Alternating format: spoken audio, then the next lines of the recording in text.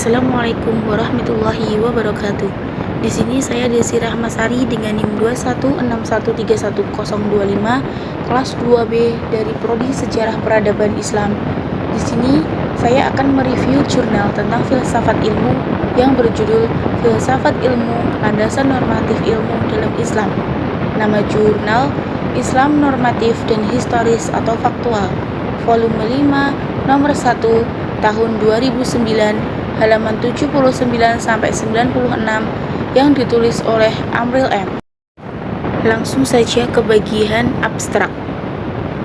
Dalam jurnal tersebut berisi tentang studi Islam dengan pendekatan normatif adalah suatu pendekatan yang memandang agama dari segi ajarannya yang pokok dan asli dari Tuhan yang di dalamnya belum terdapat penalaran pemikiran manusia.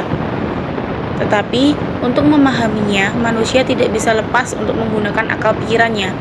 Al-Quran memberikan penghargaan yang tinggi terhadap akal. Banyak ayat Al-Quran yang mendorong manusia supaya berpikir dan menggunakan akalnya dalam memahami segala ajaran atau wahyu yang diturunkannya.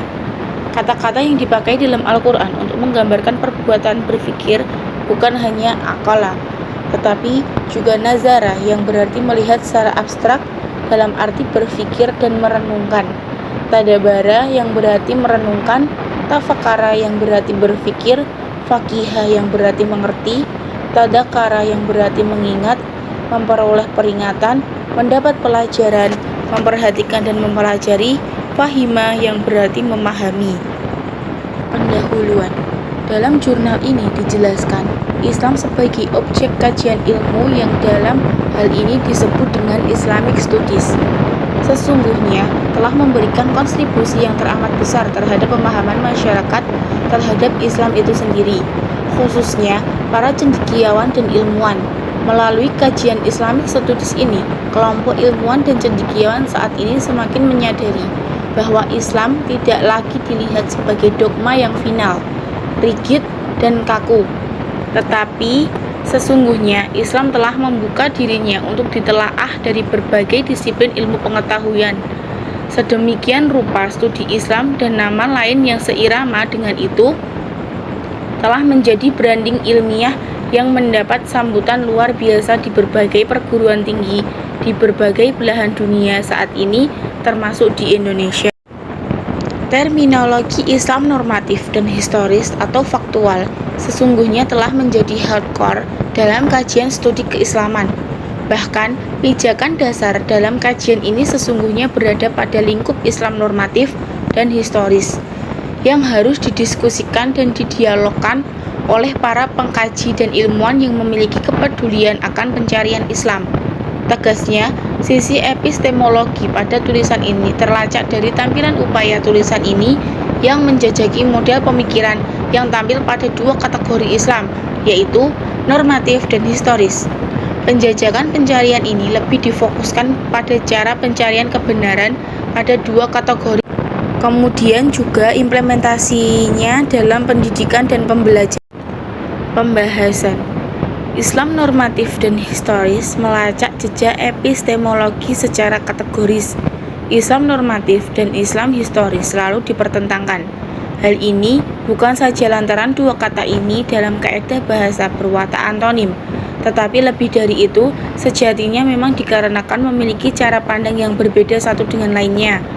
Dimulai dari sudut world view sebagai ranah kajian ontologinya, maupun dari sudut model metodis berpikir sebagai ranah kajian epistemologinya untuk mendekati sebuah kebenaran. Karenanya, dalam konteks seperti ini, sangat mudah dipahami adanya pendapat umum yang mengatakan bahwa dua kategori ini seakan tak akan pernah dapat didialogkan ataupun saling membutuhkan. Tidak dapat dipungkiri bahwa munculnya terminologi Islam normatif, Islam historis, Islam liberal, Islam faktual, dan seterusnya sesungguhnya berada dalam kawasan kajian studi pemikiran agama. Karena Islam sebagai ajaran dan perilaku individual ataupun sosial memungkinkan untuk dikaji dengan berbagai pendekatan disiplin ilmu-ilmu di luar kajian keilmuan agama atau ulum al-din. Lahirnya istilah Islam normatif dan Islam historis tidak dapat dilepaskan begitu saja Dari begitu intensnya kajian terhadap Islam sebagai ilmu yang telah marak di lingkungan kampus sejak tahun 1960-an. Fazlur Rahman, seorang intelektual muslim yang berkiprah dalam bidang akademik di dunia barat, telah menampilkan model kajian terhadap Islam sebagai objek kajian ilmu. Bukunya yang sangat terkenal berjudul Islam 1966 dapat disebut sebagai penanda telah dimulainya pergeseran paradigma epistemologi metodologi dalam kajian keislaman dari yang bersifat normatif teologis semata bergerak pada historis teologi. Mencermati arti yang tercakup pada kata normatif dan historis dipaparkan di muka dalam tatapan epistemologi yang kemudian diletakkan pada Islam, maka mempertegas pada suatu pemahaman bahwa Islam normatif mendasari kebenaran pesan-pesan moral ilmu ilahiyah pada ketentuan-ketentuan yang telah baku, disepakati dan menjadi prinsip yang mesti diikuti. Temuan kebenaran yang diidamkan lebih tertuju pada kebenaran eiditis substantif, bukan segala sesuatu di luar itu, sehingga sulit membuka ruang adanya kemungkinan kebenaran lain semisal kebenaran fenomenologis fungsional. Dalam model epistemologi ini, Al-Quran dan Sunnah yang dimaknai secara baru selalu dijadikan pijakan pandangan hidup keagamaan manusia dan yang menyatu dalam satu tarikan nafas kehidupan keagamaan dan ilmu pengetahuan. Kemudian, metodologi dan pendekatan ilmu pada lingkar kedua yang mendasari berbagai ilmu seperti ulum al-din pada lingkaran ketiga, selanjutnya pada lingkaran keempat natural science dan social science, dan lingkaran selanjutnya humanitis kontemporer. Ke semua ilmu-ilmu dalam lingkaran jaringan laba-laba ini secara vertikal maupun horizontal saling bersentuhan, baik langsung maupun tidak langsung.